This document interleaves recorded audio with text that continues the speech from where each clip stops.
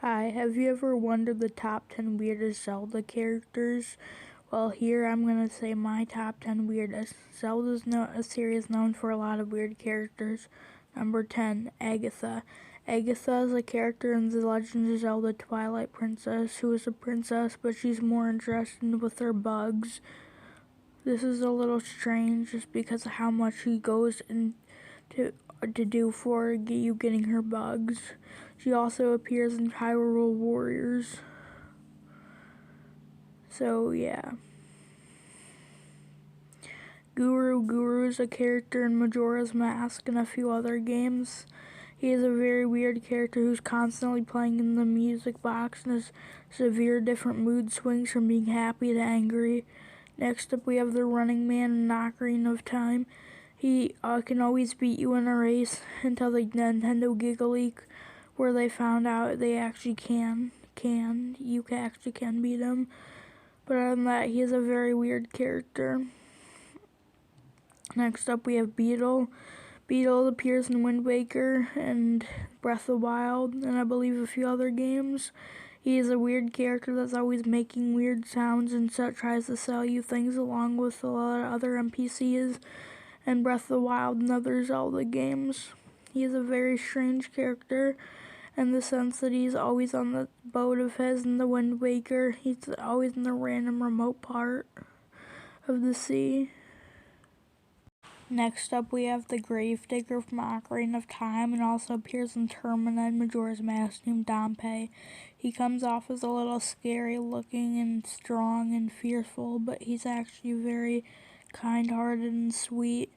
He's actually, like this image shows, he tries to help the people in the graveyard a lot, and it's a very kind thing of him to do. He's a great character, but also a weird one too. Next we have the Hand the Toilet from Skyward Sword and Majora's Mask. It represents a lot of Japanese folklore and yokai, and folklore in Japan, which are basically monsters. Next up, we have Tingle. Once again, we have a really weird character, as Tingle is basically 38 years old, I believe, is revealed in Majora's Mask, and he believes in fairies, and even is so passionate about his belief that he thinks he can become a fairy, and that is a little bit strange. But Tingle will always hold a special place in my heart, and he has his own game. Next up, I forget this guy's name, but he's the little clown. There's two of them actually in Twilight Princess, where you can fly the chickens, or the cuckoos, as they would be called in Zelda, and he just looks very weird. You can tell just by looking at him that he'd be a weird character, honestly. And that's very interesting. And he just looks interesting too. Next up we have this guy. I forget his name also, but he also appears in the Legend of Zelda Majora's Mask, and you can actually get a mask, and he just dances. Next up, who would have guessed, the Happy Mask Salesman? What is so weird about the Happy Mask Salesman? Well, a lot of things.